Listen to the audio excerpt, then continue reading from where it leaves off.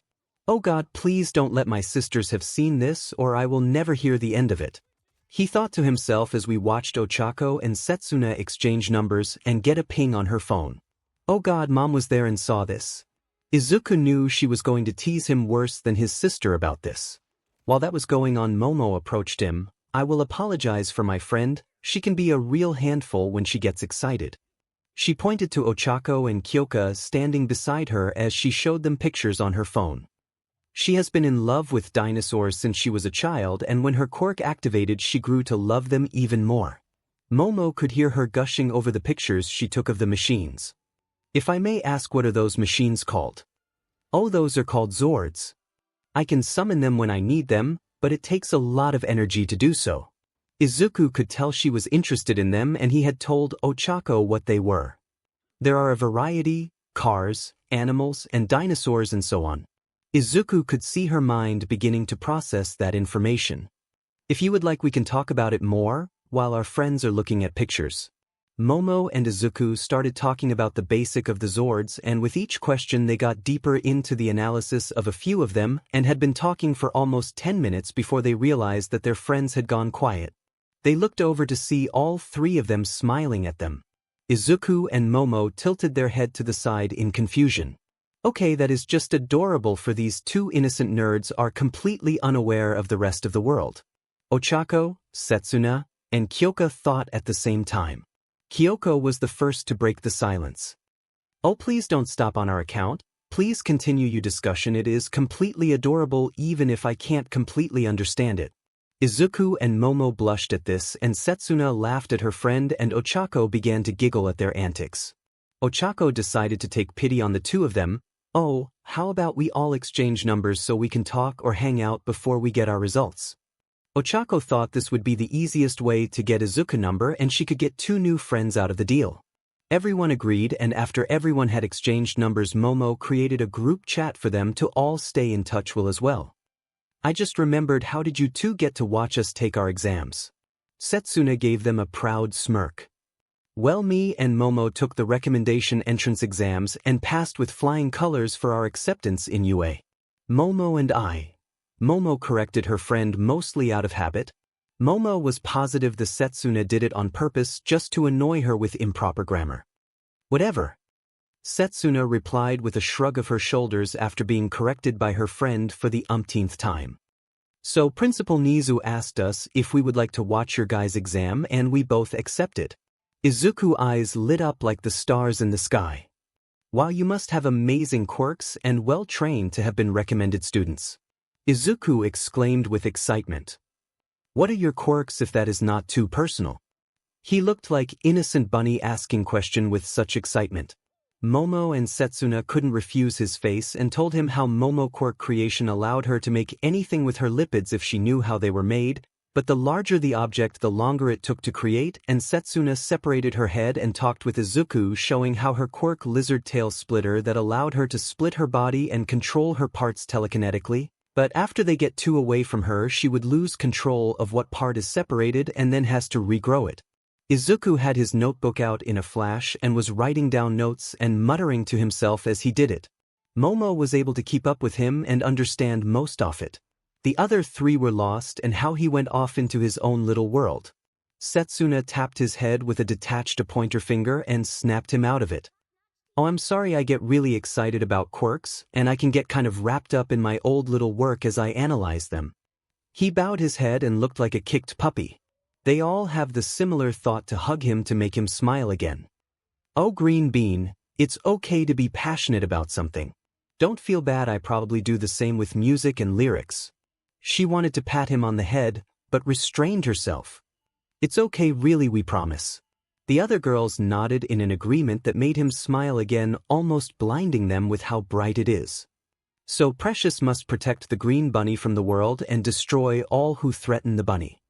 All fours thought at the same time. "Wait, Green Bean?"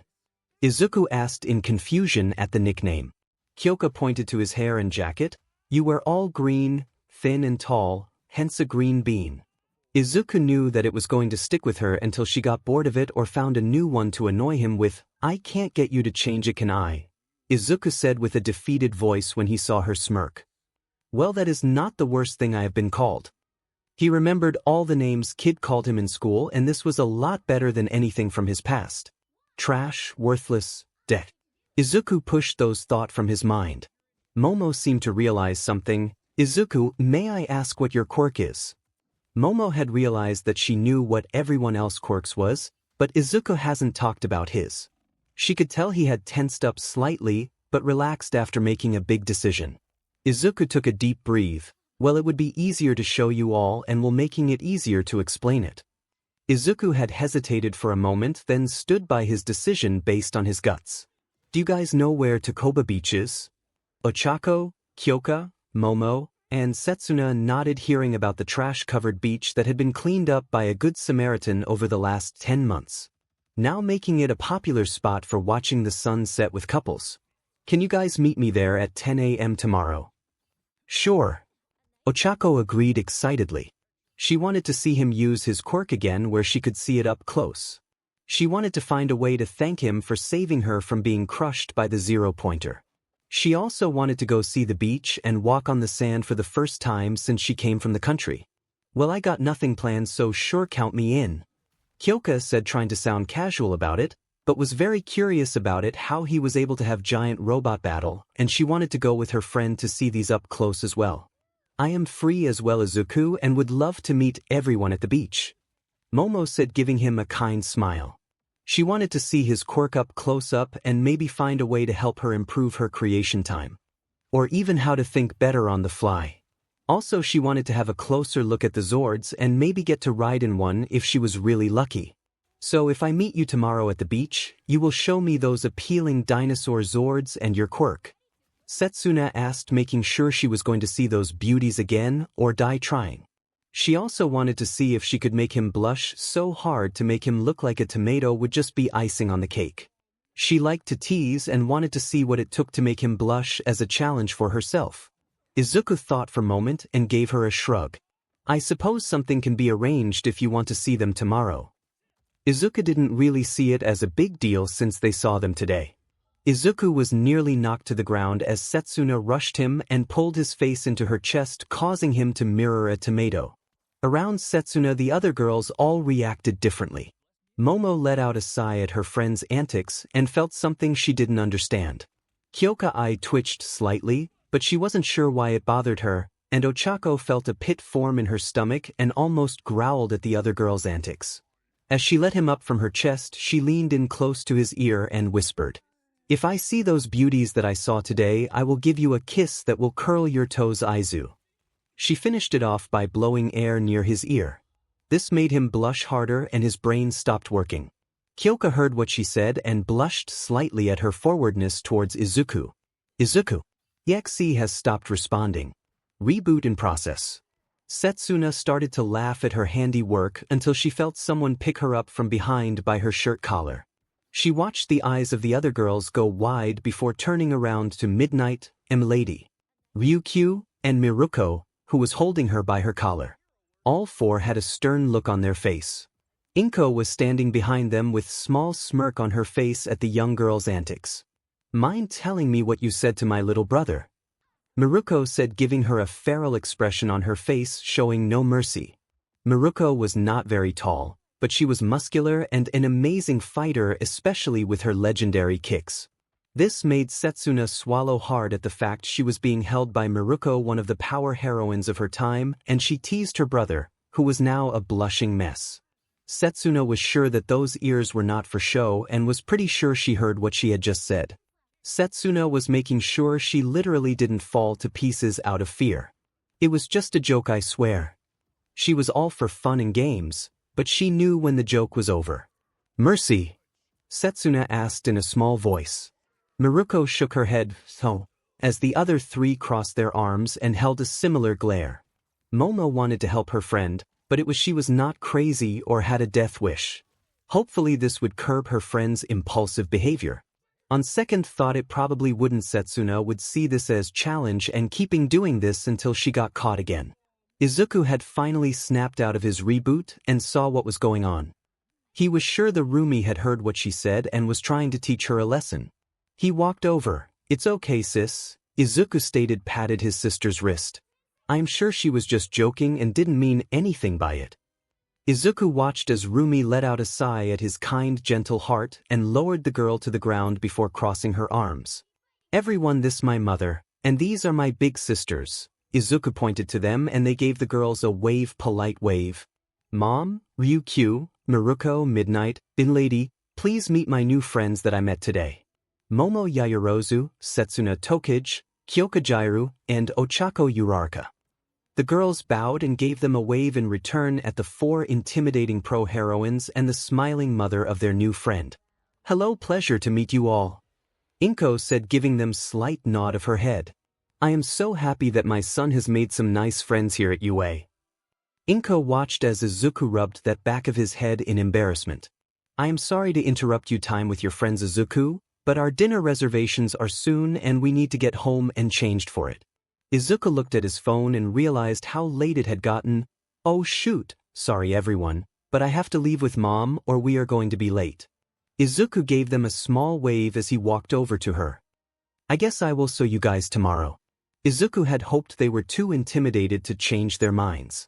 All the girls understood and had to leave as well to make sure they got home soon as well. They all agreed to meet up tomorrow and departed in pairs. Setsuna kept looking over her shoulder as Miruko followed her as she left the gate. Well, they seem nice, 𝐾𝐮𝐭𝐡𝐨𝐫 said as she threw an arm around his shoulder, leading away from the school. You need to invite them over sometime, so I can get to know your friends better. 𝐾𝐮𝐭𝐡𝐨𝐫 watched at Miruko, whispered something in the ears of the other girls and saw her mouth. Tell you later. 𝐾𝐮𝐭𝐡𝐨𝐫 nodded and went back to talking to her son. I am very proud of you, Izuku. You saved that girl and made a splash at the exams. Izuku smiled brightly until he saw her give him a hard look. If you ever do something so reckless again and cause me to nearly pass out in fear again, I promise I will find your most embarrassing baby picture I have and plaster it all over the school for everyone to see. Am I clear? Izuku nodded and cowered away from his mother. 𝐾𝐮𝐭𝐡𝐨𝐫 immediately brightened. Good, now let's get you home and showered before we miss our reservation. Izuku knew that everyone thought his mother was harmless, but she was scarier than most villains when she was angry or even upset. All right girls, see you at the restaurant in bit. She called over her shoulder as they gave their confirmations. As 𝐾𝐮𝐭𝐡𝐨𝐫 and Izuku left to go home and change their clothes, Miruko looked at her sisters. I heard the green lizard say she was going to kiss him tomorrow. She clenched and unclenched her fists in annoyance. I have no plans, so I am going to chaperone this little event. She wanted to see her little brother happy, but this girl was a little too hands-on for her liking. She would never admit it, but she was protective of him getting hurt by some girl. Miruko knew she could be abrasive and rough around the edges most of the time, but she had soft spot for 𝐻𝐿𝐻 and Izuku. They had arrived shortly after Momo and Setsuna arrived and started talking to them. They watched their adorable little brother talk nerd shop with Momo and how he had gotten uncomfortable when they asked him about his quirk. Nemuri almost interceded, but 𝐻𝐿𝐻 asked her to wait. They heard him offer to explain it at the beach, meaning he was most likely taking them to the command center for an easier explanation. They were content to let him gain some new friends and had planned to get their attention, but that went out the window when Setsuna shoved his face into her chest and whispered to give him a kiss. Miruko had heard it and put a stop to it before she made him any more uncomfortable. Everyone else decided it was best to make their presence known. The other three agreed to help her since they were off tomorrow before having to make up for the patrols they had missed and wanted to see this as well. They sent 𝐻𝐿𝐻 a message as to what they had discussed and that she should join them as well. 𝐻𝐿𝐻 had went through the shower first and had gotten ready in a nice casual attire for the restaurant.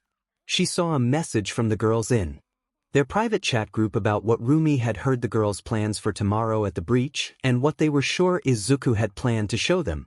𝐻𝐿𝐻 thought about it for a second and agreed to go since she was off as well, since it had been years since she had gone to the beach. She also have interesting thought and discussed with her daughter and laughed at their thought for after dinner tonight. Izuku should know better than to worry his dear mother. The celebration had been a fun time for Izuku. It had been a nice dinner of his favorite foods, and even though he had not received his final score yet, they were sure he had passed by a wide margin.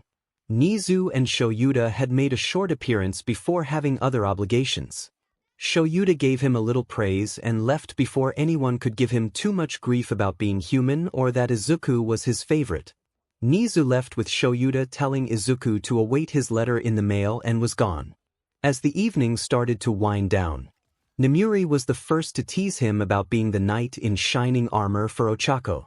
It wasn't long before Izuku laid in head down on the table, unable to hide his blush, as all 5 women in his life had the photo and made sure to hold it over his head for the rest of the dinner. Eventually they let up on him and congratulated him on his hard work. Izuku got embarrassed at their praise and knew if he tried to hide his face, Rumi and Nemuri would make it worse. After this meal they decided to visit with 𝐻𝐿𝐻 and Izuku before calling it a night. The ride back was full of life and laughter. Izuku couldn't help but smile at the craziness that was his family. It would soon be a year since they all came together and he wouldn't trade it for all the money in the world. When they arrived home, Izuku and 𝐻𝐿𝐻 went to change out of the dinner clothing for more comfortable clothing. Izuku's room was completely different from before the slime incident. His room that once was full of All Might memorabilia was reduced to a few truly rare pieces. Maybe 5% of his collection was left. He sold most of it and made a nice chunk of change from it. He had replaced other 95% of his room with memorabilia from his sisters and Eraserhead. He looked over at the pictures on his desk filled with his mother and sisters and smiled. He had no pictures of his BRH father and preferred to pretend he didn't exist. Izuku remembered the day his day left and went to the US. He sent his mother divorce papers and signed away his parental rights to Izuku without a fight. He had refused to pay any child support and 𝐻𝐿𝐻 had been fine with it. She had been his sole parent and that was all he needed. When he finished changing and came back into the living room, he knew something was wrong. And then he made the mistake of get closer and realized too late it was a trap. He recognized a certain DVD case from his time when he received the talk. Izuku tried to run but was caught by Rumi and Ryuko. They frog marched him to couch and watched in horror as his mother put in the disc reader.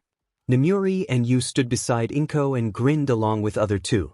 Since you have those 4 young ladies as your new friends, we figured you could use a refresher course on SEC education and all that goes with it. 𝐻𝐿𝐻 said in a calm voice. I need an adult. Izuku said, trying to get free, but it was useless as Rumi and Ryuko were a lot stronger than him. Nemuri smiled at his attempt. What a coincidence, we are all adults. Gesturing to everyone in the room. Izuku was getting desperate. I need a hero, he said weakly before realizing the same problem as soon as he said it.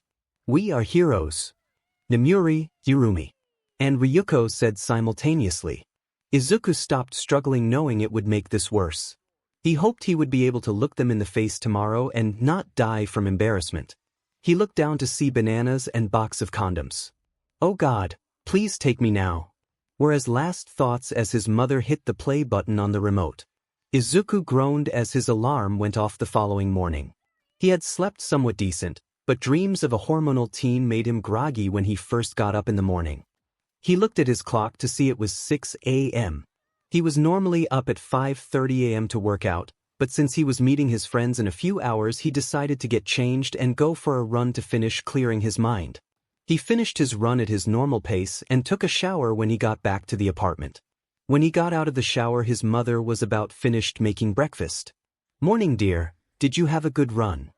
𝐾𝐮𝐭𝐡𝐨𝐫 asked, putting the final touches on their breakfast for the morning. She held a small smirk on her face on how he was acting this morning. Izuku poured 2 glasses of juice before set the table with plates and utensils. Yeah, it was fine, wanted to get it in before it got too late in the morning. He was still recovering from his punishment from the night before. I hoped he never had to go through that again. He had never been so embarrassed in his life, and his sister had not helped much as they had given him some tips and pointers while he was taught by Nemuri on how to put on a condom on a banana. Dear God, it was so embarrassing that he had to take an ice-cold shower to stop his face from burning from his blushing. He was certain that steam had poured off his face. He had gotten a few messages last night and answered them, being glad they couldn't see his face at that moment. "Thank you for breakfast, Mom." He dug into his breakfast and savored the greatness that was her cooking. He had changed up his diet slightly when he was training for UA, and his mother made sure he had a good meal and made it easier to stick to. "Are you still planning on coming with me today?" Izuku asked, wanting to know when she suggested it the night before. "Yes, I will pack a picnic lunch for everyone to enjoy, and I can get to know your new friends along with your sisters." 𝐾𝐮𝐭𝐡𝐨𝐫 replied, giving him a kind smile. "I was worried about you being alone when school started, but now I know you will have some friends by your side." 𝐾𝐮𝐭𝐡𝐨𝐫 reached over and gently held in hand. Izuku gave her a smile back. I couldn't ask for a better mother in the entire world." Izuku stood up and gave her a kiss on the cheek. "Thank you for supporting me these last 10 months. I couldn't have done it without your love and support." Izuku gave her a tight hug. Mother and son held each other for a few minutes before moving apart. "Now go get dressed and you can help me pack our food and drinks." 𝐾𝐮𝐭𝐡𝐨𝐫 shooed her son away as she wiped the happy tears from her eyes. She messaged the daughters about any food requests for lunch. After getting their replies, 𝐾𝐮𝐭𝐡𝐨𝐫 went to work on packing the basket. Izuku came back in to see the packed cooler filled with a variety of drinks and waters for them. Everything was packed in the picnic basket and ready with time to spare. Izuku pulled out his phone and sent a message to their group chat UA friend chat 𝐒𝐮𝐵𝐵𝐵. "Hey guys, I want to let everyone know that Mom and I packed a basket of food and cooler full of drinks for us at the beach. If you want to bring anything else, please feel free to do so. 𝐒𝐮𝐵𝐵𝐵 Also, really, this is my name. Gravity Girl Ochako. Ah, that is so sweet of you guys, and I will bring some snack stuff. Gravity Girl Ochako. I didn't do it, Setsuna did. But I think it's accurate. Rock Goddess 𝐾𝐿𝐴. Thanks Green Bean. I will bring some music for us to listen to. Rock Goddess 𝐾𝐿𝐴. Yeah, I wasn't me either, but I think it fits you too. Green Bunny Izuku, sigh. No escaping it then. Forge Momo. That is very much appreciated, Izuku, for you and your mother to do that for us. I will bring a few beach tents for us to set up so we can get out of the sun if we need to. Dino Girl Setsuna. Hey, he is a green bunny and I will be proud that I set his name as such. Also sweet there Izu about bring food and drinks with you, Mom. I was just planning on bring my swimsuit and a towel. Green Bunny Izuku, swimsuit. Dino Girl Setsuna. Really Izu. We are going to a beach and I plan on going swimming. So bring you suit as well. Gravity Girl Ochako. Oh, right, I will bring mine as well. Rock Goddess 𝐾𝐿𝐴. I guess if everyone else is going to, I bring mine as well. Forge Momo. I was planning on bringing mine as well. I have not been to a beach in a few years and I'm looking forward to it. Green Bunny Izuku. Okay, I guess I can bring mine as well. I have a place where we can all change and shower afterwards if needed. Dino Girl Setsuna. Oh yeah. Oh BTW, are your sisters coming by chance? Green Bunny Izuku. Yeah, Mom said they were off today and wanted to come as well. It not a problem, is it? Forge Momo. No, it's fine, we will see you there. Green Bunny Izuku. Okay, later guys. Green Bunny, Izuku has left the chat. Dino Girl Setsuna, Momo remind B to be on my best behavior today please. Those girls scare me. Especially Miruko. Rock Goddess 𝐀𝐮𝐭𝐡𝐨𝐫. To be fair, you did smash their kid brother's face into your chest and then said you would kiss him if he showed you his Zords. Gravity Girl Ochako. Forge Momo. Setsuna. Dino Girl Setsuna, how do you know that? Rock Goddess 𝐀𝐮𝐭𝐡𝐨𝐫. I have exceptional hearing thanks to my quirk, remember. So behave and you should be safe from the big bad pro heroines. Forge Momo. Sigh, this is going to be a long day. Izuku put his phone away and grabbed a pair of swim trunk that you had gotten him with her hero suit colors and a green beach towel from the closet and tossed it into a bag. Hey mom, the others are going to go swimming afterwards, are you bringing a swimsuit as well? Inko thought for a minute. Yes, let me toss it into you bag if that is okay with you. Izuku nodded and a few minutes later Inko tossed a towel and her suit into the bag. They relaxed until about 10 a.m. and grabbed everything and headed to the beach. It was about a 15-minute walk from their apartment. They enjoyed the nice weather and talked about doing this more often, maybe making a trip to the beach a monthly even to relax from the long days at UA. They arrived early and Izuku set up everything near the hidden entrance to the command center and waited for everyone to arrive. A few minutes later Ochako and 𝐀𝐭𝐭 were the first to arrive. Is casual clothing. Ochako is a pink t-shirt and short. 𝐀𝐭𝐭 wore a pair of jean shorts and a dark purple shirt with a band name Deep Dope on the front of it. Ochako carried a small bag of snacks and 𝐀𝐭𝐭 carried a small speaker for them to listen to music. Both had bags slung over their shoulders with the swimwear and towels. Inko greeted the girls and chatted with them a bit while waiting on the others to arrive. Momo and Setsuna were the next to arrive. Momo was in a nice blue blouse and tan almost dress shorts. Setsuna was wearing a large red t-shirt with Godzilla on the front and a pair of black shorts. Both had carrying tent bags along with their backpacks. As they got closer, Izuku took them and placed them near the cooler. Momo apologized for almost running late. She had been trying to find the tents and it took longer than she expected. Izuku waved it off, saying that we're still waiting for his sisters to arrive. They arrived right at 10:30, all of them teasing you for sleeping in and almost making them late. They were in their civilian attire. All wore comfortable clothing and gave Inko and Izuku hugs before introducing themselves to the girls with the real names. After pleasantries had been exchanged, Izuku decided it was time. Okay, every grab your stuff and follow me. Izuku grabbed the heavy cooler and walked to the hidden entrance. Izuku pulled his morpher out of his pocket and held it out in front of him. A metallic hiss was heard as the door slid open, revealing a metallic hallway. Izuku turned around and looked at everyone, look of surprise.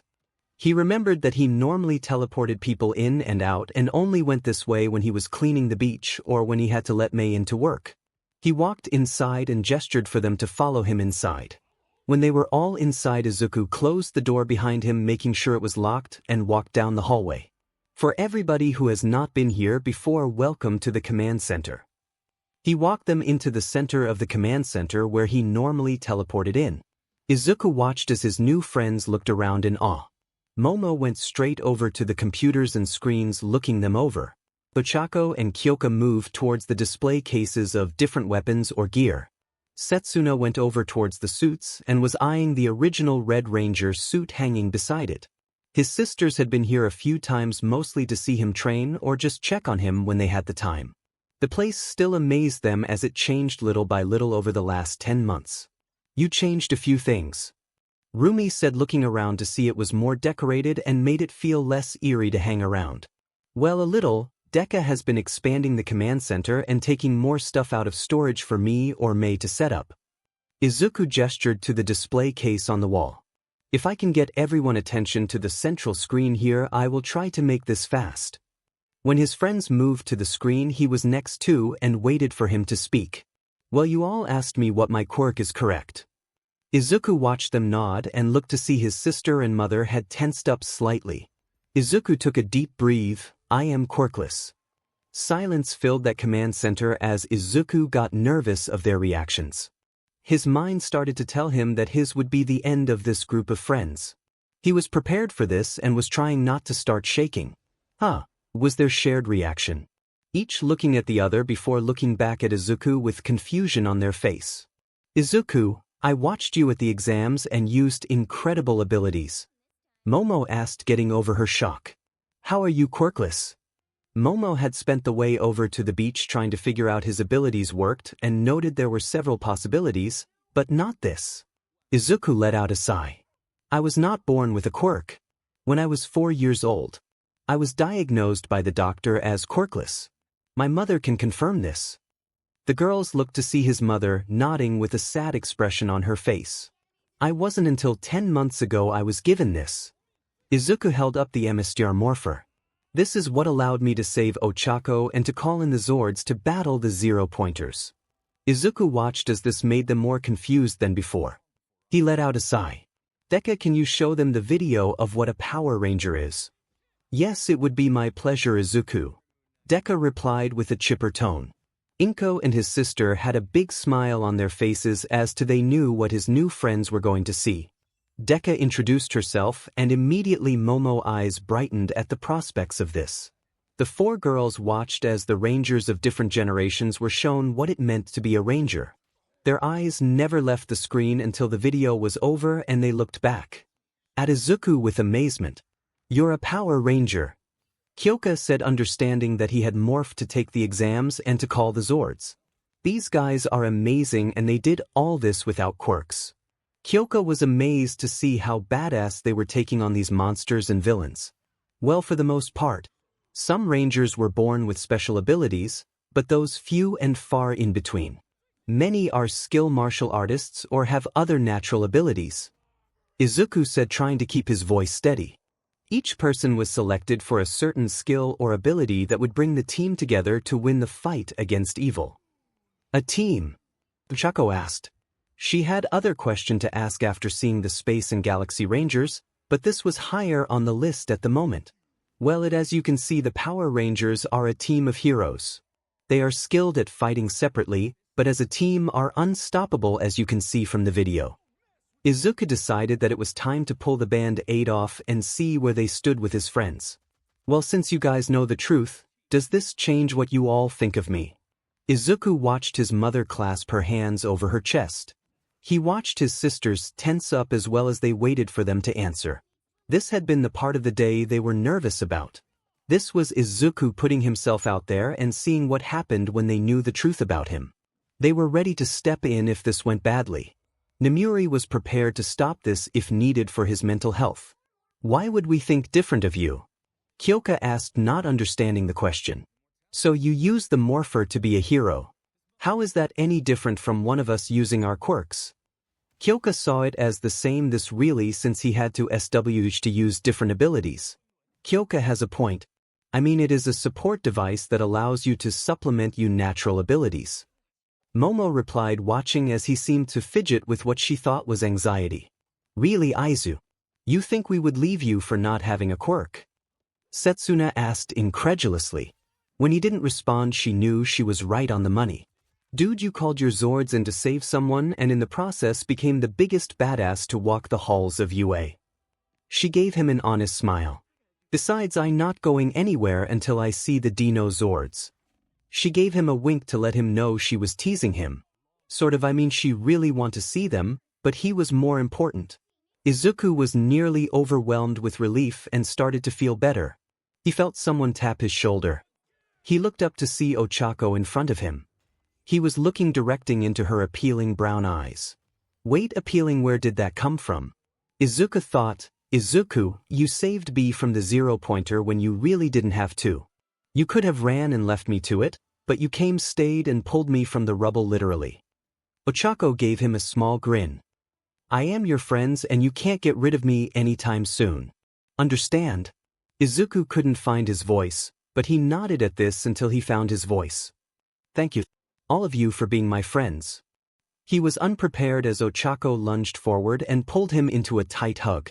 Before he could register it, 𝐀𝐿𝐴 moved forward and joined the hug. Momo did the same, taking his other side. Group hug. Setsuna shouted before hugging him from behind. They held him for a few minutes to make their friends smile again. Inko was smiling brightly at her boy having friends that would stick by him. She had been worried as Izuku had been that the girls would abandon them when he found out. These girls were special in her book, and if they made him happy, that was a bonus for her. She watched, and her daughters were all smiling at the sight as well. They also had their phones out and were taking pictures of this to tease them all later. "Alright, enough with the sappy stuff, let's get the tour over with so we can hit the beach," Rumi called out to the group. "Or are you good have 4 pretty girls hanging all over you, Izuku?" Rumi teased as her brother blushed a dark red. The girls blushed as well and pulled away from the hug. "I thought so." Izuku motioned to them. "Alright, let me give you all the tour." He showed them first to the training room, having Deku to show them some of the simulations that he had ran through and let a few try a few of the Zord training programs. Ochako had a blast piloting the Astro Megaship with a promise to let her fly real Zord someday. That made Ochako beyond giddy with the chance to fly in space was a dream come true. Next he showed them to the armory where he kept the more dangerous weapons that needed to be locked up for safety purposes. There were a few items they had seen on the videos. He showed them the vehicle bay that had every vehicle you could imagine or need at his disposal or for any future rangers. Rumi fell in love with a few of the cycles and had to be dragged away from them by Ryuko. Izuku made a promise to take them to the test track to let them drive the vehicles to their heart's content. They spent the most time at the Zord Bay. Everyone looked over the Zords in full wonder and enthusiasm. Ochako went directly for the megaship and bounced from excitement. Setsuna went to the dinosaur Zords and was a kid on Christmas morning. Momo examined a few different Zords along with Kyoka that caught their attention, but were amazed nonetheless. The adults had seen the Zords once before, but there were still breathtaking to look at. Momo was curious as to how there was this much space for all of this. Izuku said it was like the TARDIS, it was bigger on the inside. When no one understood his reference, he explained that the command center interior was in a slightly different dimension that allowed for it to be bigger on the inside. Almost everyone seemed to accept that, except Momo, who struggled to accept it as it wasn't scientifically possible. Eventually she gave up and just accepted it for her own sanity. While the group was admiring the Zords, Deku had been running the scanners on the group. She knew this was the best opportunity to scan them and see what happened. Deku had opened the Ranger selection program from her systems. She activated the scanning program and waited for results started to come in. Deku watched as Momo switched from a red to blue aura around her. Kyoka had a yellow aura. Setsuna also switched from a red to green aura and Ochako a bright pink aura. As the scan completed, the report read: Ochako Uraraka, match found P Setsuna Tokage, matches found R/G Kyokajo, match found Y Momo Yaoyorozu, matches found R/B. Interesting results. Deku mused to herself as she watched them leave the Zord Bay and head to the living quarters. She increased her scanning area and found several more matches and started to make a list. She made a note to discuss her findings with Nizu while everyone was at the beach. The Morpher Vault may be opened sooner than she had originally planned. The living quarters. There are about a dozen bunk rooms with showers, and there is a kitchen that has a replicator that makes food that it has programmed and a clothing replicator that can make almost any clothing. Everyone was impressed with the designs. It looked like a cross between dorm rooms and a barracks. They noticed that one of the doors were closed behind him. Oh, this is Mei's room. She is a friend that has been doing Zord maintenance and keeping this place up and running with Deku. She, Kyoka, Momo, Ochako, and Setsuna wondered. In fact, she should be up soon after sleep for the last 12 hours. Izuku said with a small chuckle. He knew from past experiences that when she crashed from exhaustion, she would sleep for 12 hours and would wake up and start all over again. He tried to stop her, but she just dug her heels in. He heard her door open behind him. Oh, speaking of Mei, hey dash, before he could finishing talking, Ochako hands were over his eyes. Don't look, Izuku. Ochako called out to him as his vision darkened. What is going on? Izuku asked. Mei, we have talked about this. If you leave your room, you must have a shirt on. Inko scolded the pink-haired girl. It seems we need to have a refresher course with Namuri if you are forgetting again. Izuku blushed at that, going through it himself the night before. Izuku heard her "ip," and the door closed behind him. Dang, those things are huge, Setsuna said with a low whistle. Izuku heard her grunt as it sounded like someone had elbowed her. So unfair. Kyoka muttered. Nice save, Ochako. Momo said, shaking her head at Mei's lack of decorum. Thanks, Momo. After the door closed, Ochako uncovered his eyes and gave him an awkward smile. Sorry, didn't want you to get accidentally flashed. Izuku laughed. I appreciate it. Izuku waited until Mei came out in a black t-shirt and an embarrassed face, with Namuri standing behind her giving her a stern look. Mei, let me introduce you to some new friends. After introducing everyone, it was almost 1 in the afternoon. It was decided that they would eat, then head out to go swim. Mei was quiet for a little bit, but as she got more comfortable, she came out of her shell. They couldn't stay mad her wardrobe malfunction after talking with the girl. She had not had any friends in a long time and admitted she was socially awkward and understood machines better than people. Soon the group of 5 became. Momo added her to their group chat and told her they would check on her regularly. The meal 𝐻𝐮𝐭𝐡𝐨𝐫 had prepared was amazing and everyone was having a good time. After the food was eaten, everyone went to an open room and changed into their swimwear. Izuku came out first and with his shirt on. He went and grabbed the cooler for some drinks for later and the tents that Momo had brought earlier. Deku, I'm going to get everything set up, have Mei show everybody how to get out to the beach. Izuku headed for the beach when he heard her confirmation. Izuku stepped outside after having Deku make sure no one was around, and stepped onto the beach. He found a nice spot and set up the tents first and then set the cooler up for everyone to enjoy. He set his towel down on the beach beside the tent. He felt nice breeze and comfortable heat, making it a perfect day for the beach. He heard the door open, everyone come out with oversized shirt covering their swimsuits. After everyone set up their towels, Izuku had been to the beach with his sister before and knew they were appealing.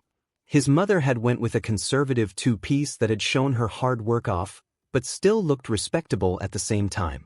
He nearly had a heart attack when the girls took their shirts off. Momo had worn a dark blue 2-piece had enhanced her beauty. Setsuna wore a similar 2-piece that hugged her frame. Ochako wore a pink and white 1-piece that hugged her chest and hips. Kyoko wore a yellow 1-piece that showed off her thin but appealing body. Mei wore a black 2-piece that looked borrowed and could barely contain her chest. After seeing this, his brain had nearly crashed again and had no filter to stop himself. Wow, you really appealing. At this, Izuku thought he was going to die of embarrassment as he clamped a hand over his mouth. All the girls blushed at his comment. 𝐻𝐮𝐭𝐡𝐨𝐫 started to laugh out loud at this. Rumi and doubled over, almost busting a gut. Ryuko chuckled at this declaration. Ah, Izuku, who knew you were such a Casanova in training? I mean, complimenting all of these girls at the same time. I am impressed. She looked over at Namuri and gave her a wink to play along. I am impressed, Izuku, you delivered that perfectly. I am so proud of you, baby brother. Namuri said before devolving into laughter. Namuri and Ryuko gave each other a high five at sending him into a spiraling, stuttering mess. Alright, you guys have had your fun with Izuku, but daylight is burning and I want to get some sun to work on my tan. You whined as she grabbed Izuku, pulling him into a protective hug. Now let's get your sunscreen on and the others will help the girls. The girls seemed a bit disappointed that Izuku wasn't going to help with their sunscreen, but a look from Namuri, Rumi, and Ryuko gave them a look that meant, don't try it. The girls had gotten taken care of and waited as Izuku had helped you before she asked him to take off his shirt. Izuku was embarrassed, but took it off as you started on his back. As soon as his shirt came off and showed off his muscles from months of hard work and cleaning the beach, the girls were a blushing mess. Momo had created a fan with her quirk and started to fan her face. Ochako blushed heavily and covered her face except for her pinkies. She was still looking through her fingers. Mei blushed hard looking at the muscles and thought of how he could help with her inventing. Setsuna let out a low whistle at those hard muscles and would have said something, but remembered what happened last time and was going to wait until she wasn't being watched. The girls couldn't help but appreciate that kind of work it took to get that buff. Only Setsuna remembered to bring her phone and snapped a few quick pics to share with them later. Kyoko was blushing at the sight in front of her as she was wondering how he got so buff. Izuku noticed them looking at him and jumped into the water to calm down. The girls followed suit and soon everyone was having a good time. You went and joined in on the fun. 𝐾𝐮𝐭𝐡𝐨𝐫 relaxed in the shade for a bit before joining in. Rumi, Nemuri, and Ryuko worked on their tan and watched Izuku's smile was good enough for them. Eventually they went in and it turned into an all-out water war, where there was no winner, but a lot of fun. By the end of the day everyone was tired, but was in a great mood. As it started getting dark everyone went inside and took a shower in a vacant room and changed back into their street clothes. Izuku fired up the replicator and made sure everybody had something to eat for dinner before they had to head home. Momo and Setsuna departed when their ride arrived to take them home. The both gave him a hug and promised to message him later to hang out. Rumi never took her eyes off her until she got into the car. Mei left to head home to sleep in her own bed for the night. She hugged Izuku and told him she would see him around. Ryuko hugged him and promised to see Mei home so she didn't get lost or fall asleep on a bench. Rumi and Nemuri had an early shift and left to get some sleep, but not before giving him a hug and teasing him about his flirting earlier. After flustering him so well they departed together. Ochako and Kyoko were the last to leave and gave him a hug before heading out. Ochako made him promise to find some time to let her fly the megaship before she agreed to leave. Kyoko gave him a hug and told him to stay out of trouble. Izuku promised them both and told them to message him to hang out. Both promised they would before heading home. Izuku gathered up their stuff and walked with his mother to go home for the night. I think that was a great day. What about you? Izuku gave her the biggest smile he had ever seen. Inko laughed at his and ruffled her sun hair affectionately. Yes, I am glad to see you this happy again, dear. She pulled him close and squeezed his shoulder. We will need to plan this more often. I think we all need a day to unwind and have fun. Sure thing, Mom. Izuku leaned into his mother and sighed contently. This had been a great day with his family and friends. He was glad they stood by him and hoped this was the beginning of a long friendship. Izuku sighed for what seemed like the 1000th time for that day. It had been 5 days since the impromptu beach day and he getting was beyond antsy. He knew he should receive his results from the exam any day now. He tried to relax over the last 5 days. He had trained and hung out with his new friends, but he was going crazy waiting for his results to finally arrive. His friends were busy today with other plans, leaving him to his boredom. Ochako was meeting her parent to spend some time while they were in town for a short visit before she started at UA. She had attempted to change her plans, but Izuku insisted on her spending time with her family since they were so busy. Ochako appreciated and promised to make it up to him. Kyoko was at a music studio her parents owned working part-time for some spending money for some CDs and records had her eyes on for quite a while. Izuku understood her wanting to expand her music collection and told her to have fun. Kyoko promised to help him find some new music for him to listen to expand his musical education. Momo and Setsuna were a fancy luncheon with their parents to celebrate their acceptance at UA and would not be able to hang out until later that day. Izuku understood that their family wanted them to be there and told them they find time to do other things. Mei was resting after working for almost 3 days straight on an invention of some kind and Izuku put her to bed in her room at the command center early that morning after receiving a call from Deku that she had fallen asleep at her workbench again. Thankfully she was fully clothed as he did not want his mother to talk to him again about female form. His mother was at work preparing for the new semester to begin and take care of third years that were living on campus for a training event that took place for most of the day. She would be with Recovery Girl in case they had a lot of injuries. Nemuri was doing the same, working on her prep for the new school year and wasn't free for him to visit her at UA even just to keep her company. She said it would be too tempting to cuddle with him instead of getting her work done. Shoyuta had shut that down as he was doing the same prep work as her and was unable to train him today. Rumi, Yu, and Ryuko were all patrolling today on their normal routes and he didn't want to sit around an empty agency any more than he did want to sit around the apartment. Izuku flipped through a few channels, but didn't see anything that looked remotely interesting to keep his attention. He was about to go for a walk to wake up a bit and stretch his legs when his communicator beeped at him. "What is going on, Deku?" he asked, suddenly feeling completely awake. "Emergency transmission from you requesting to speak with you and Nizu." Deku replied in a calm voice, but Izuku immediately had a bad feeling in his stomach as he sat up. "Patch us all in, Deku," Izuku said, moving to grab his keys and wallet. After a few moments 2 clicks were heard on his communicator, This is Izuku, what's going on you? Izuku asked, hoping he was wrong about this feeling. 𝐻𝐿𝐮𝐬𝐻 here, 𝐀𝐮𝐭𝐡𝐨𝐫. Oh, thank God that worked, you said with a strained sigh.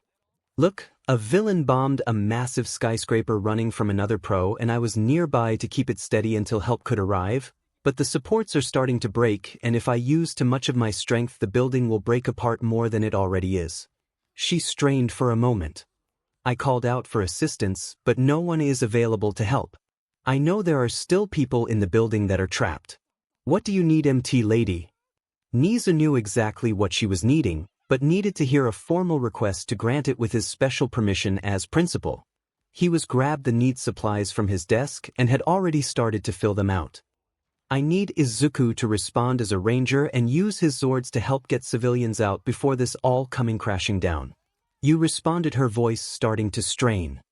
I had police and emergency response clear you 6 to 8 city blocks in all directions. Izuku's face grew serious. Do I have permission, 𝐻𝐿𝐼? He was going to do it anyway, but he would rather not be called a vigilante before he was officially accepted into UA. Izuku was sure 𝐻𝐿𝐼 would make sure that didn't happen, but why take that chance? Green light, Izuku. Emergency temporary hero license has been approved. Go now and back up, 𝐿𝐼. 𝐻𝐿𝐼 said quickly. The sound of a stamp hitting paper was heard in the background. 𝐻𝐿𝐼 sent out another notification to all heroes for assistance for 𝐿𝐼 and sent several to those who were close to respond. Izuku sent a quick message to his mom that he being called in to help you on an emergency and to ask 𝐻𝐿𝐼 for details and that he loved her with all his heart. After he sent the message he put the phone away. At UA 𝐻𝐿𝐼 had just finished patching a third year that had gotten too excited to the training and had injured themselves pretty good.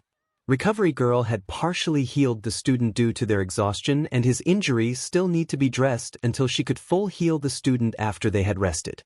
𝐻𝐿𝐼 had left her phone on her desk and never heard the message notification. With Izuku. Copy them, 𝐻𝐿𝐼. Deku, I need you to teleport me to her location on the ground and I'll get to work. Izuku grabbed his Master Morpher and changed it to a specific wrist morpher. He prepared to be teleported to the scene. As he finished he was teleported to across the area to a block behind you.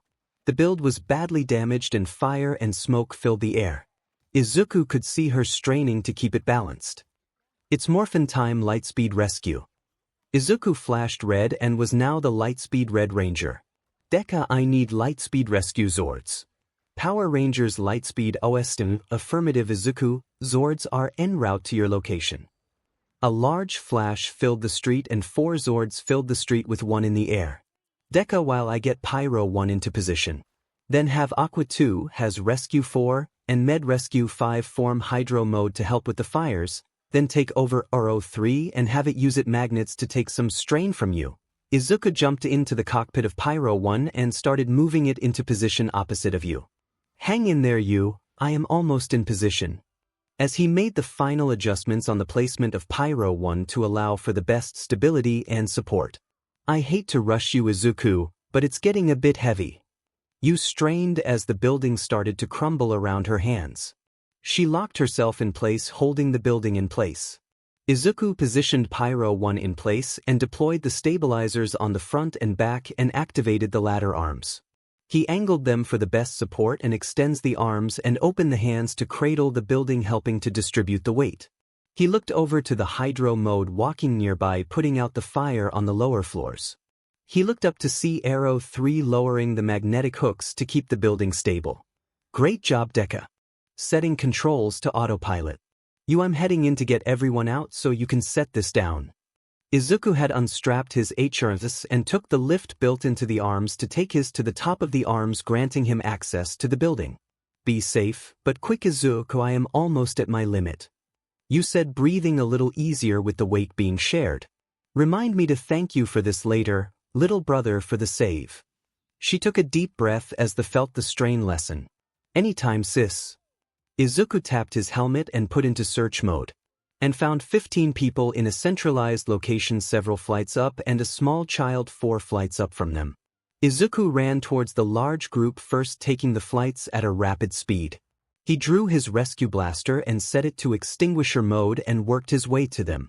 He had to reset the cartridge a few times, but knocked the fire out enough to get him into the room. Everyone, I need you to stay together and I will get you all out of here in just a few moments. When they were close enough together, Deku, emergency teleport out for 15 near my location and then stand by to teleport myself and a child trapped 4 floors up. Affirmative, teleporting out now and standing by. As she finished speaking, they were sent to the nearby emergency services to treatment. I got 15 civilians out viaduct teleport, but I kid trapped 4 flights up and currently moving to get her out of here. His suit was filtering out the heat and smoke as he moved up the first flight. Izuku adjusted the scanner to monitor the condition of the building as went up the second flight. His screen was reading the building was deteriorating at a rapid pace. Copy, Izuku, but make it fast. Even with this support, the building is breaking apart fast. You readjusted her hands slightly to hold it together just a bit longer. Come on, Izuku, you need to move faster. You thought to herself as she turned her head, hoping to see any hero arrive for support.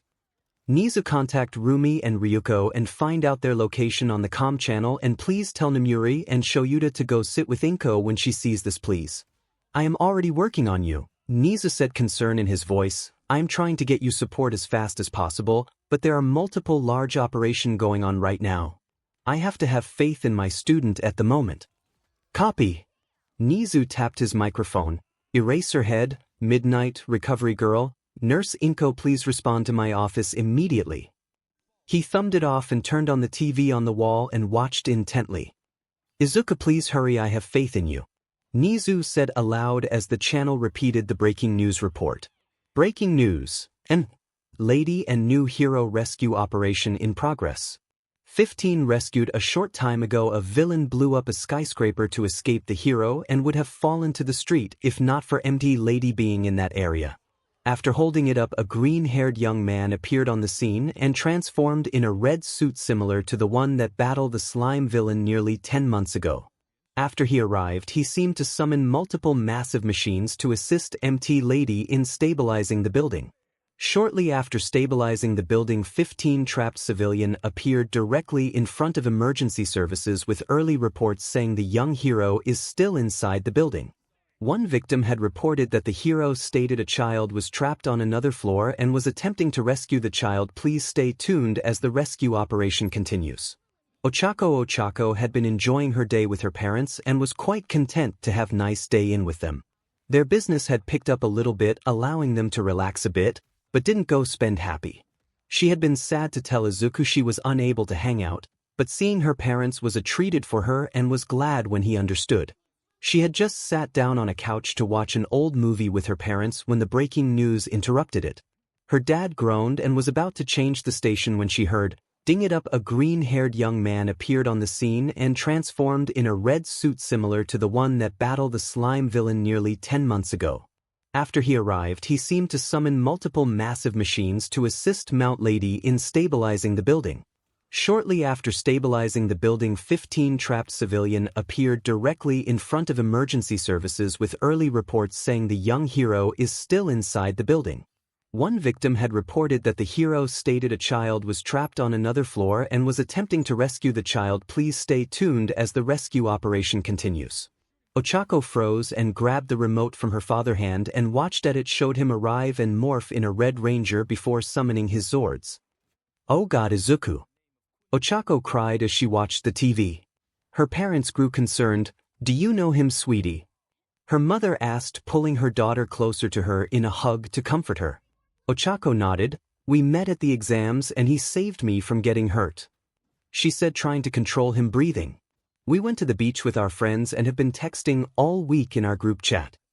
Ochako felt so helpless watching this live and not being able to do a thing about it. She sent a message to her group and added a link to the message with the word emergency.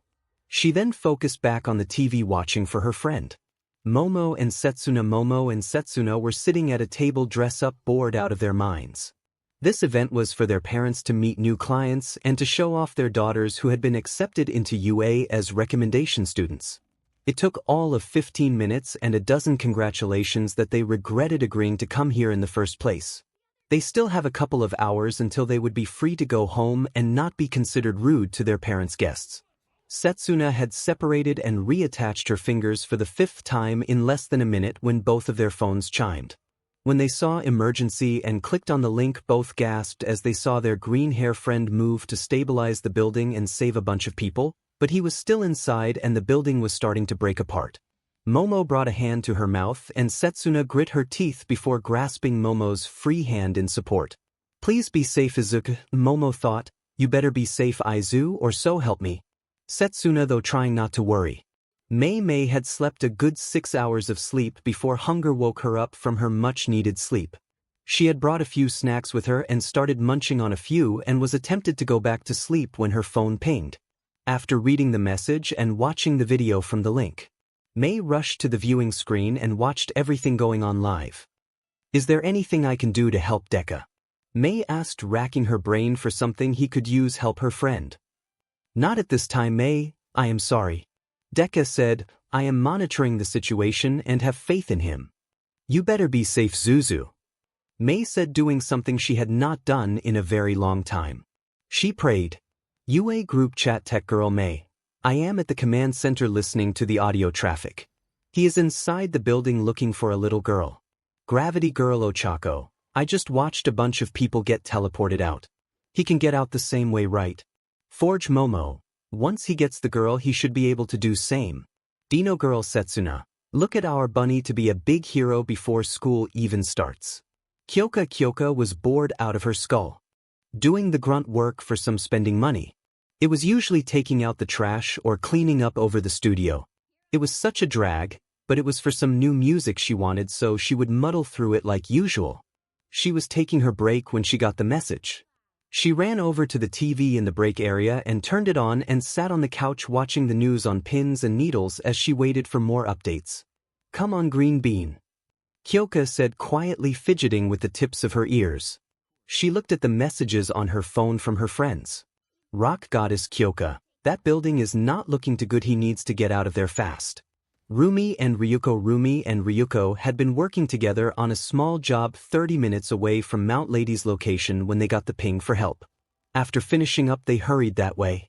When they heard from Nizu that Izuku had been called in for support her with his Zords and was now inside the build rescuing the last trapped civilian. They both booked that direction. They had turned on their comlink and was listening on the conversation going on inside between you and Izuku. Hang on, kid, Calvary is on the way. Rumi told herself to move faster. Each jump she pushed harder to gain more speed. She was not going to fail Izuku. He always cheered her on about aiming to be ranked above the top. Oh Izuku, please be safe. Ryuko, though, as she flapped her wings harder, keep pace with her partner as best she could. She remembered meeting her little brother for the first time and nearly got diabetes for how sweet and adorable he was. She enjoyed helping him when she could on his way to UA. This boy had the heart and drive to reach the top. She would save him to die trying. Inko, Nemuri, Shoyuta, RG, and Nizu after they arrived at Nizu office, and as soon as they saw what was on the screen the room became very tense.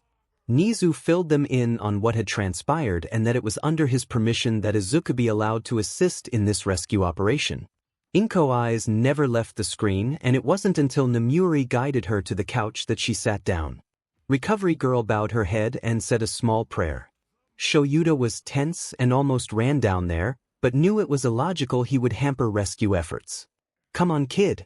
Shoyuta kept thinking to himself, knowing that he had to have faith in his student.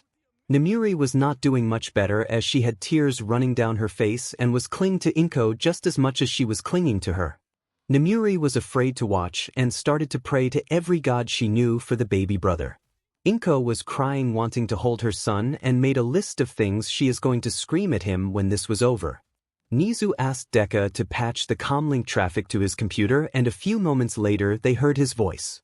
Inside the building, Izuku reached the last flight and scanned again to get an exact location to the on the corner and moved in to find a small girl terrified in a covered dirt and coughing. I found the kid, stand by. Izuku barely heard the confirmation and moved towards the girl, and she moved back scared of him. It's okay, my name is Izuku, I am here to save you. He taped his helmet and his visor and mask moved away from his face to reassure her. What is your name? Araf Talia. The girl replied, coughing. She couldn't be more than 7 years old with brown hair and raccoon ears on her head and a short 𝐒𝐮𝐬𝐷 tail. Her clothing a dirty pink shirt and blue overalls. She moved close to Izuku. "You are going to save me?" she asked, looking deep into his eyes filled with hope. Izuku noticed a high-tech metal shock collar around her neck and easily reached up, breaking it off with minimal effort before tossing it aside. Izuku gave her a nod and scooped her up and closed his visor. Deku ready for teleport out with a civilian. Izuku waited, but when nothing happened. "Deku, what is going on?" He had drawn his blaster still on extinguisher settings and started to put out the fires that had spread around him to reduce the heat for 𝗧𝗚𝗧𝗟. "Izuku, I am detecting some kind of electromagnetic field that has started to interfere with Ranger teleport operations. My scanners are indicating that maybe the girl's quirk or something else in the building. You will need to make an alternate egress at this time until I can try and recalibrate the system." "Copy that, Deku. You teleporter operations are being jammed by something. I am making my way out at this time by foot." Izuku readjusted his grip on the girl. "Hang on tight." He ran towards the flights of stairs he had just came from when the build shook hard, nearly tossing him off balance. Izuku came to a stop as the stairwell collapsing, nearly taking both of them with it. It's getting too unstable in here. The stairway is gone, looking for tertiary escape route." Izuku cut back into a hallway and made his towards another exit. As he cleared a corner, he saw something large appeared like a mirage near where he had found 𝗧𝗚𝗧𝗟. Izuku recognized WhatIf was immediately when he spotted the timer and called out to you. Outside the building, you watched at the building, her hand starting to crack and crumble up the side. "Make it fast, it's not going to hold." She tried to move her hands, but it made the cracks appear faster. The Zords had been a major blessing, but the building was starting to deteriorate from the heat and stress. "I really need support now. The building is about to go and he is still inside with a kid." She called out to her sisters, hoping that they arrived soon. This is Rumi. We are less than 3 minutes out and booking it. Hang on, we're almost there." Miruko yelled over the comm channel. You nearly cried in relief at hearing that. "Oh, thank God, Isa, did you dash?" She was cut off with his next transmission. "Abort, abort, there is a massive bomb in the building. You get away from the building." Izuku screamed at her. "You get away from the building now. I will find another way out, but this thing is massive. If it blows, it could take out a full city block, maybe two." You was stunned that there a bomb that big in the building. She had been holding on to this entire time. Deku have Arrow 3 start lifting up the build and get as high as the thrusters allow to reduce the nearby damage. Copy Izuku, adjusting thrusters to max. It was not be able to get high enough without additional support. Deku stated as she ran the calculations on how much was needed to complete the operation. Inside the building, Deku used the 𝐒𝐿𝐴𝐺𝐽 to help out Arrow 3. Izuku said as he made another turn to reach the secondary stairwell and saw that it was still intact. He let out a sigh of relief. He moved them towards the stairs and took them 2 or 3 at a time, using his enhanced agility to keep his balance. He saw a timer in the corner of his eyes that was tracking the countdown. When he hit his 8th flight, he felt the building start to move upward. Are you clear of the blast zone?" "Negative, I am not leaving you. Where are you?" You asked. The tone voice was starting to sound desperate. Izuku cleared that last set of stair and reached an open floor just above when the build was broken. "I'm almost out. Get clear now." Izuku looked to see he was getting pretty high up, and with teleporting out was not option, and more than likely it would prevent any equipment being teleported in, then need to come up with a plan fast. He needed to find a way out quick. If only he could magically dash. He sparked with an idea and reached for his morpher. "Hold on. 𝗧𝗚𝗧𝗟, it's going to be wild ride." Izuku reached for his morpher and changed it. UA group chat. Tech girl May, guys, Izuku can't teleport out. Something is jamming it. He's still inside the building trying to get out, and there is bomb in the building. Gravity girl Ochako, oh God. Forge Momo, how much time does he have? Tech girl May, I don't know. Dino girl Setsuna, God, Izuku needs to get out of there now. Rock goddess Kyoka, come on green bean. We need you safe. Outside the building, you watched as the building got higher and higher and Izuku was still in there. She was watched as 5 new Zords had been teleported and attached addition hooks to the building and started assisting to pull the building higher into the sky. "Come on kid, get out of there," Yu muttered to herself, watching helplessly as continued to rise higher into the sky. "Lady." You turned to see Miruko land nearby, breathing a little heavy. "Where is he?" You watched her look around for their brother before looking back at her. You pointed upwards towards the building. "Kiki." Miruko swore as Ryukyu arrived a moment later. She was breathing as well. They heard his traffic about the teleporter being jammed by something. She had watched MT Lady point up to the rising building and swore the same as Miruko before transforming into her dragon form. "I'll get him," Ryukyu said, and starting her flight upward, but only made it a few feet before the sky was filled with a massive explosion. The force of the explosion was strong, even being so high up, and almost sent Ryukyu towards the ground if MT Lady had not caught her in her hands. The Zords that had been lifting the build had been blown away unharmed. They vanished as they're teleported away to safety. Pyro 1 and Hydro mode had finished putting out the fire before they were teleported away as well. Naruto sadness 𝐒𝐮𝐬𝐴. All 3 heroine cried out as the watched fire and smoke fill the sky. Each had tears in their eyes, but had to painful push it aside as they sprang into action, preventing large chunks of debris from reaching the ground. They had a job to do and could mourn later. They took their pain and turned it into their strength and left nothing but dust in their wake. You tapped her comlink, making sure it was still set to open, and kept asking, "Izuku, can you read me? Please respond." All they heard were clicks and static, driving them on fight harder and smash as much debris as possible. Ochako watched the building explode and felt her stomach drop and began to sob into her mother's shoulder for her friend and savior. She felt her mother hold her tight and run a hand through her hair to comfort her. Setsuna and Momo and cried as they watched the debris fall from the sky. Both wishing they had been there to help and maybe gotten him out sooner. Both continued to watch, hoping he had survived somehow. Mei had fallen to her knees, eyes stinging with tears. She heard the giant lady keep calling out for Zuzu, but each time there was nothing but static on the other end. He had treated like a normal person and put up with her insane inventions and even helped her from time to time when she asked. Deku. Mei asked the only question that mattered. "I am sorry, Mei, but there is too much interference at the moment for me to get a confirmation scan."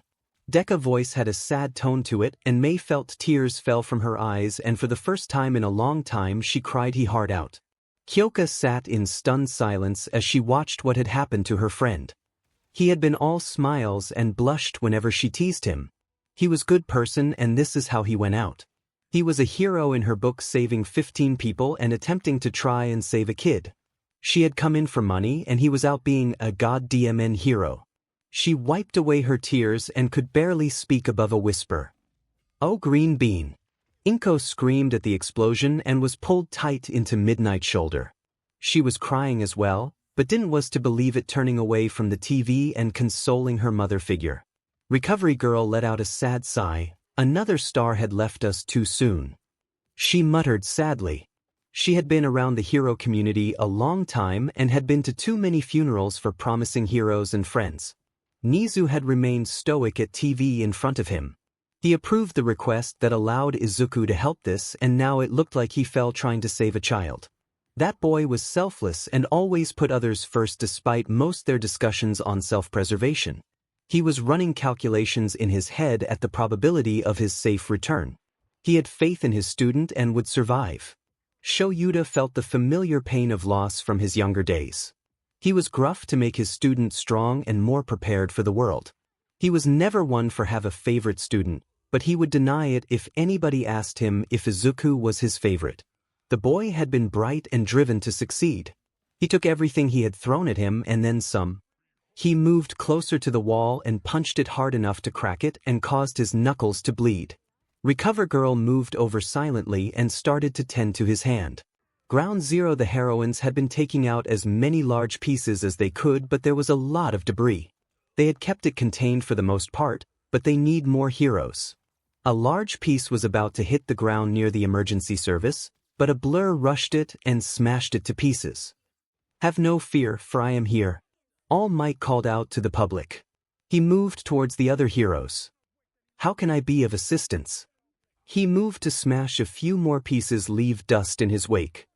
We are keeping it contained, but take out the pieces that slip past us if you can, all might. Ryukyu replied, breaking stone and steel with her claws. I am on it, my friends. In a fury of motion he moved around the group, taking out the stray pieces and even helping out when they couldn't. It didn't take long before the debris was gone and all that was left was dust, smoke, and silence in the sky. The crowd seemed to be in a somber mood despite have the #1 pro hero on the scene. 𝐿ady had shrunk down to her normal size and moved to her friends and started to break down before Ryukyu pulled her into a tight hug and tried to comfort her. Miruko's shoulder shook, trying to stop herself from crying and trying to remain strong in front of so many people. Miruko fidgeted with a small charm bracelet under her glove with a green and white bunny. A gift from Izuku. All three of them had a heavy heart at the possible loss of Izuku. If I hadn't called him then 𝐿ady started, but was quickly shushed by Ryukyu and patted her on the back to try and soothe her. We both know Izuku would have helped out anyway if and when he saw you, the news, and we all know it. Ryukyu said gently, don't even think of blaming yourself, Izuku wouldn't like that one bit. Several clicks and garbled words were heard in their earpieces. All three looked at each other and hopes swelled inside when they heard more clicks. Connection re-established. Deku said quickly over the comlinks. Despite being an AI, joy could be heard in her artificial voice. Power Ranger Mystic Force, oh, hey, can anyone hear me? Izuku's voice came in loud and clear. I think something, that explosion, was blocking my communicator. The wind could be heard whipping around him. Izuku, where are you? 𝐿ady, she was smiling, wiping the tears from her eyes, looking around nearby for him. Miruko and Ryukyu were smiling and cheering as well. All Might heard the girls cheering and smiled at her fellow heroes, and the news crews were trying to figure out what was going on. Look to the sky, I will be in sight shortly. I got blown pretty far, of course, when the building blew up. Izuku replied, sounding exhausted. I can see you all now on my approach down. The heroine looked to see a red figure riding something. As it neared, they could see he was in a red ranger suit with a cape, riding what looked to be a cross from a broom and a hover bike. They saw him steering with one arm and hold the kid tightly as he made a circle around and landed in form of his sisters. When he dismounted and lowered the kid on the ground, the nearby crowd went nuts. Cheers and sound of celebration filled the air around them. His sisters pulled him into a tight hug and held him tight as they could. Sorry, I didn't mean to make you guys worry. The electromagnetic field was preventing me from teleporting out or any items in. I had to change into the Mystic Ranger and use magic to get the Mystic Racer for our escape, and we had just cleared the window when it exploded and sent me spinning away from the area. When I got control back, I turned and headed back here. Izuku was released from the hug and checked on the girl, who still looked a little nauseous from the rough ride down. Sorry for the rough ride, 𝐿ady, but I did warn you it was going to be wild ride. The poor raccoon girl nodded slowly. I know, Izu, but I want to keep my feet firmly on the ground from now on, please, and maybe for the rest of my life. She gave out a weak as she tried not to throw up. Izuku chuckled and rubbed her back to try and soothe the poor girl's upset stomach. Who are these people? She got a little timid and moved closer to him, clinging to his leg. These are my big sisters, 𝐿ady, Miruko, and Ryukyu. Izuku gestured to them in his red glove hand. They have been looking after me for a while, so you can trust them. Izuku stood up and felt exhausted with calling on 10 Zords and 2 Morphs along with Call the Mystic Racer. Power down. He flashed red to return to normal and nearly fell over until Miruko caught him. Thanks, I am exhausted. His words nearly slurred out, fighting to stay awake. He watched as 𝐿ady held his leg tightly in worry. I'll be okay after I get some rest, he said to reassure her, ruffling her hair. I promise. He gave her his trademark smile.